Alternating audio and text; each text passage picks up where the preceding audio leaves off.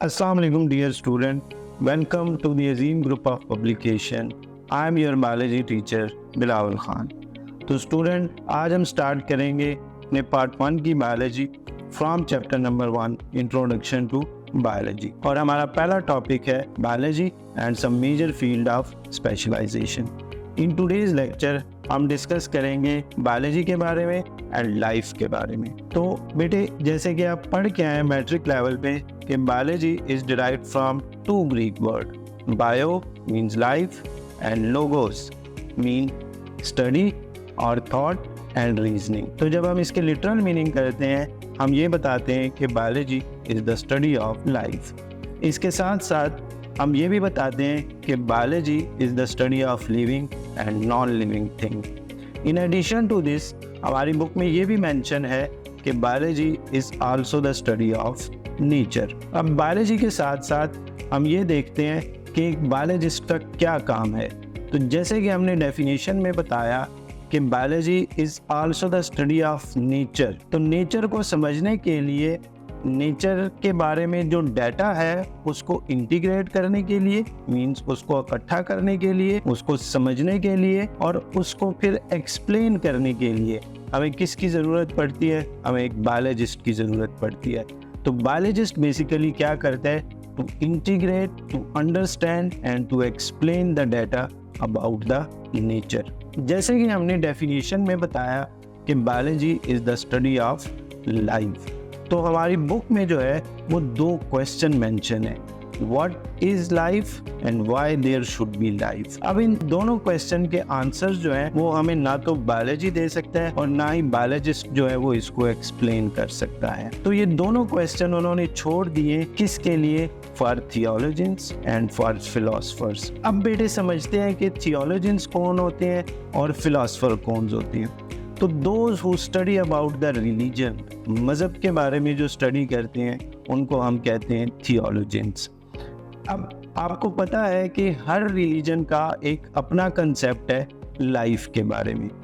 इसी तरह इसके ऑपोजिट हम पढ़ते हैं फिलोसफिकल कंसेप्ट अबाउट लाइफ, जो हमें कौन देते हैं? हमें फिलोसफर देते हैं। जैसे एग्जाम्पल देते हैं चार्ल्स डार्विन की। अब बायोलॉजिस्ट हमें ये तो नहीं बताता कि लाइफ का मकसद क्या है और लाइफ का मतलब क्या है, लेकिन बायोलॉजिस्ट हमें ये बताता है कि हाउ लाइफ वर्क्स, लाइफ जो है वो काम कैसे करती है। अकॉर्डिंग टू बायोलॉजिस्ट हमारे पास एक प्रॉपर डेफिनेशन जो हमारी बुक में मेंशन है और हमारी बुक के वर्ड्स हैं कि life is a set of characteristics that distinguish between the living and non living things. कुछ खसूसियात का मजमुआ है और उस खसूसियात के बेस पे हम लिविंग ऑर्गेनिज्म को नॉन लिविंग ऑर्गेनिज्म से सेपरेट करते हैं। अब ये जो सेट ऑफ कैरेक्टरिस्टिक्स हैं ये कौन कौन से हैं? तो हमारी बुक में 9 कैरेक्टरिस्टिक्स जो है वो मेंशन है अबाउट द लाइफ और लिविंग ऑर्गेनिज्म। तो वन बाय वन जो है वो इन कैरेक्टरिस्टिक्स को स्टडी करते हैं। फर्स्ट ऑफ ऑल हम स्टार्ट करते हैं कि living organism grow in size, कि लिविंग ऑर्गेनिज्म जो है वो अपने साइज को इंक्रीज कर सकते हैं। तो इन सिंपल वर्ड्स हम ये बताते हैं कि लिविंग ऑर्गेनिज्म शो ग्रोथ। इसी तरह सेकेंडली हम ये बताते हैं कि living organism carry out various chemical reactions. Living organism की बॉडी में बहुत सारे केमिकल रिएक्शन होते हैं जिसको हम नाम देते हैं किसका?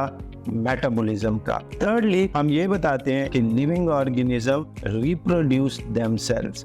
लिविंग ऑर्गेनिज्म जो है वो अपने आप को रिप्रोड्यूस करते हैं और अपना नंबर जो है वो इंक्रीज करते हैं, जबकि इसके ऑपोजिट नॉन लिविंग ऑर्गेनिज्म जो है वो रिप्रोड्यूस नहीं कर सकते। फोर्थली हम ये बताते हैं कि लिविंग ऑर्गेनिज्म जो है वो रिस्पॉन्ड करते हैं।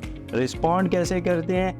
जब भी कोई चेंज आता है एक्सटर्नल कंडीशन या एनवायरमेंटल कंडीशन में तो लिविंग ऑर्गेनिज्म जो है वो इसको रिस्पॉन्ड करते हैं। जैसे चेंज इन टेम्परेचर, जब भी टेम्परेचर चेंज होता है तो लिविंग ऑर्गेनिज्म जो है वो उसको रिस्पॉन्ड शो करते हैं। इसके साथ साथ हम ये देखते हैं कि लिविंग ऑर्गेनिज्म जो है उनमें अपना एक जेनेटिक मेकअप होता है। कुछ जीन्स प्रेजेंट होते हैं जो उनका एक जेनेटिक मेकअप बनाते हैं, लेकिन इसके ऑपोजिट नॉन लिविंग ऑर्गेनिज्म में जो है वो जेनेटिक मेकअप नहीं होता। फिर हम ये बताते हैं कि लिविंग ऑर्गेनिज्म जो है कंपोज्ड ऑफ 1 और मोर सेल। हम कहते हैं लिविंग ऑर्गेनिज्म हमारे पास या तो यूनिसेलुलर होते हैं या मल्टी सेलुलर होते हैं। और हम आप ये भी पढ़ के आए हैं कि cell is the basic structural and functional unit of life. तो इससे हमें ये भी क्लैरिफाई हो जाता है कि जितने भी लिविंग ऑर्गेनिज्म हैं उनका बेसिक यूनिट ऑफ लाइफ क्या है, सेल, जबकि नॉन लिविंग ऑर्गेनिज्म में ये एब्सेंट होते हैं। इसी तरह इसके साथ साथ हम ये कहते हैं कि living organism can acquire and use energy. Living organism जो है वो अपनी एनर्जी बनाते भी हैं और उसको यूटिलाइज भी करते हैं in different processes and in different activities. Lastly हम ये बताते हैं कि लिविंग ऑर्गेनिज्म जो है वो हाईली ऑर्गेनाइज्ड होते हैं और उनमें बहुत सारे कम्प्लेक्स स्ट्रक्चर्स जो है वो प्रेजेंट होते हैं।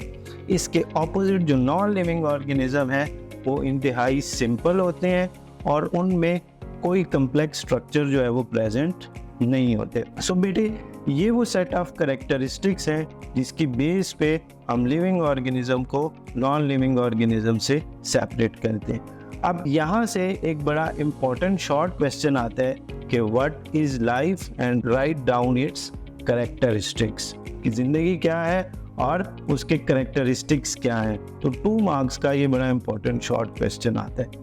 सो बेटे, उम्मीद करता हूँ आपको आज का जो फर्स्ट इंट्रोडक्टरी लेक्चर है वो समझ आ गया होगा। इंशाल्लाह मिलते हैं नेक्स्ट लेक्चर में।